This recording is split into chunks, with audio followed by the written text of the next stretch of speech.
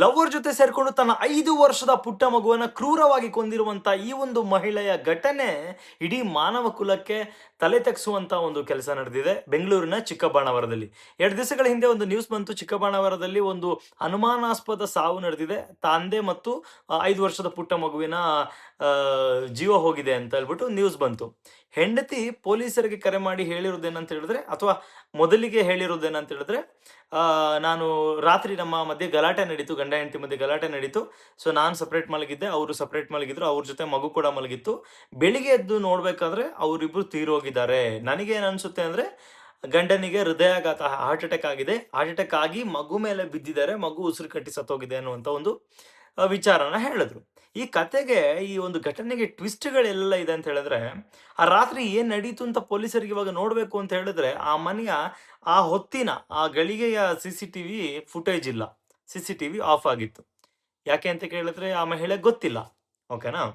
ಅದಾದ ನಂತರ ಆ ಅಭಿನಂದನ್ ಅಂತ ಅವರ ಗಂಡನ ಹೆಸರು, ಹೆಂಡತಿ ಹೆಸರು ರೋಹಿಣಿ ಅಂತ. ಅಭಿನಂದನ್ ತೀರೋಗಿದ್ದಾರೆ ಹೃದಯಾಘಾತದಿಂದ. ಮೈ ಮೇಲೆ ಗಾಯಗಳೆಲ್ಲ ಕಾಣ್ತಿದೆ.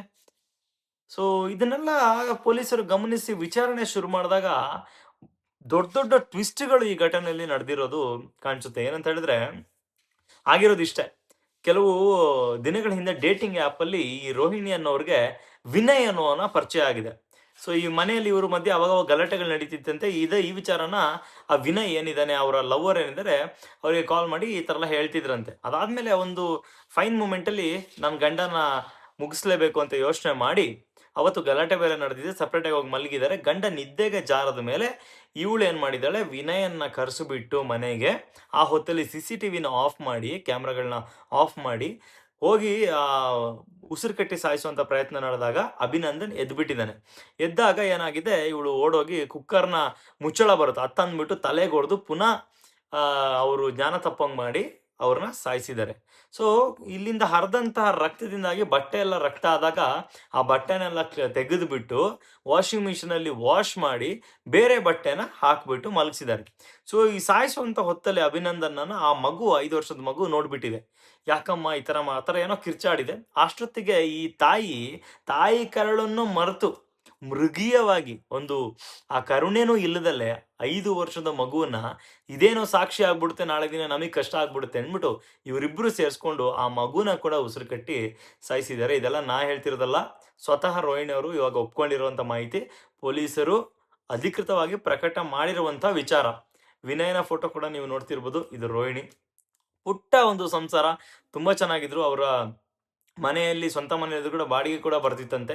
ಸೊ ಅಂತ ಅನುಕೂಲಸ್ಥರು ಇವರ. ಇವಾಗ ಫ್ಯಾಮಿಲಿಯ ಹುಡುಗಿಯ ಕಡೆಯವರು ಹೇಳೋದು ಅಥವಾ ಹುಡುಗನ ಕಡೆಯವರು ಹೇಳೋದು ಇವರಿಬ್ರು ಚೆನ್ನಾಗಿರ್ಲಿಲ್ಲ. ಯಾಕೆಂದ್ರೆ ಕಾರಣ, ಹುಡುಗ ಹೇಳೋದು, ಹುಡುಗನ ಕಡೆಯವರು ಹೇಳೋದು ಹುಡುಗಿಗೆ ಬೇರೆ ಏನೋ ಕಾರಣಗಳಿತ್ತು, ಈ ಚಿತ್ರಹಿಂಸೆ ಅಂತ. ಬಟ್ ಹುಡುಗಿ ಮನೆಯವರು ಹೇಳೋದು ಹುಡುಗನಿಗೆ ಬೇರೆ ಸಂಬಂಧಗಳಿತ್ತು, ಅಕ್ರಮ ಸಂಬಂಧ, ಇದರಿಂದಾಗಿ ಆಗಿದೆ ಅನ್ನುವಂಥದ್ದು ಅವರ ಇಬ್ಬರ ವಾದ. ಬಟ್ ಈ ಒಂದು ಅಕ್ರಮ ಸಂಬಂಧನೋ ಗಲಾಟೆಯಿಂದ ಆಗ್ಬಿಟ್ಟು ಇವರ ಒಂದು ಈ ರೋಹಿಣಿ ಮತ್ತೆ ವಿನಯ್ ಈ ಒಂದು ಸಂಬಂಧದಿಂದಾಗಿ ಇವಾಗ ಪ್ರಾಣ ಕಳ್ಕೊಂಡಿರೋದು ಏನೂ ಗೊತ್ತಿಲ್ಲದಂತಹ ಮುಗ್ಧ ಮಗು, 5 ವರ್ಷದ ಮಗು ಇವಾಗ ಅನ್ಯಾಯವಾಗಿ ಪ್ರಾಣ ಕಳ್ಕೊಂಡಿದೆ.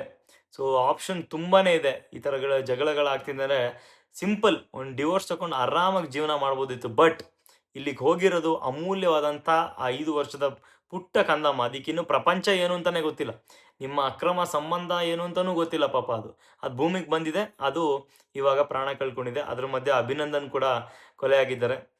ಸೊ ಮೊದಲಿಗೆ ಇದನ್ನ ಹೃದಯಾಘಾತ ಅಂತ ಹೇಳ್ಬಿಟ್ಟು ಆ ಥರ ಬಿಂಬಿಸುವಂಥ ಪ್ರಯತ್ನ ನಡೆದಿತ್ತು. ಅದಾದ್ಮೇಲೆ ಪೊಲೀಸರ ಒಂದು ತನಿಖೆಯಿಂದಾಗಿ ಇವಾಗ ಹೊರಗಡೆ ಬಂದಿದೆ. ಇವಾಗ ಇವ್ರಿಗೆ ಏನು ಶಿಕ್ಷೆ ಆಗುತ್ತೆ, ಏನು ಶಿಕ್ಷೆ ಆದ್ರೂ 5 ವರ್ಷದ ಮಗುವಿನ ಜೀವ ವಾಪಸ್ ಬರುತ್ತಾ? ಬರಲ್ಲ. ಇಡೀ ಮನುಷ್ಯ ಕುಲನೇ ಇವತ್ತು ತಲೆ ತಗ್ಸುವಂಥ ಒಂದು ಘಟನೆ ನಡೆದಿರೋದು.